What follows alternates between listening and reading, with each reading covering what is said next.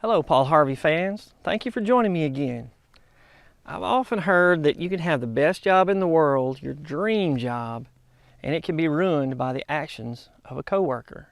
You and your coworker may not share the same work ethic. A coworker who is lower in the company hierarchy than you can become jealous. One in a higher position can exercise his or her authority and make your time at work increasingly difficult. Or the coworker can just be a troublemaker. To tell you about one such troublemaker, here's Paul Harvey. Now, the rest of the story. The entire crew of the British fishing trawler Pickering just up and quit. I mean all of them all at once. The Pickering was in port one day, and off onto the dock walked her crew, never ever, they said, to return. Well, the skipper, Derek Gates, did not have to ask why. The problem, as well he knew, was one of the crew, a fellow the others called Ned.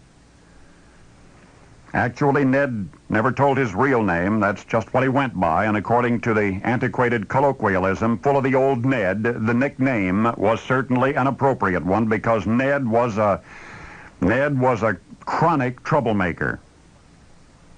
Thought he was being funny, I suppose. And yet one could have scoured the 7 seas and never found a more irritating seaman with whom to sail. They're still talking about Ned's first tour of duty on the Pickering, about his first practical joke. The pilot was watching the radar screen one night when suddenly everything went haywire, everything. At first it looked like an ocean full of icebergs dead ahead. Instead it was Ned. Now, mind you, nobody ever actually caught him tampering with the equipment. Nobody ever really caught him in the act. In fact, no one even suspected Ned was behind that snafu until the radar went on the blink the next night at the same time. And the next night. And the next night. And the one after that.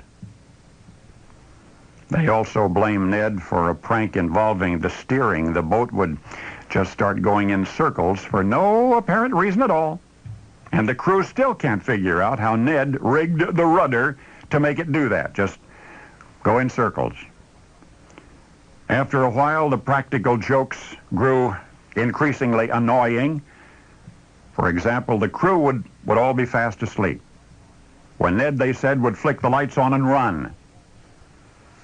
And there were cold evenings when Ned somehow tinkered with the heating system, made the cabins get colder and colder. Even as his shipmates turned up the heat, the cabins got colder and colder. But this is the rest of the story. When the crew of the Pickering suddenly began collecting state unemployment, when they all quit, British officials became curious, British officials investigated, and they learned about the tedious pranks of crewman Ned, and disciplinary action was called for. Ned was drummed out of the service, fired from his duty on the trawler, and now, December 1987, the Pickering crew is back aboard, happy as ever, but they still relate the stories to one another, particularly to anyone new in the crew, about Ned and his terribly tiresome sense of humor. They recall the day they all quit,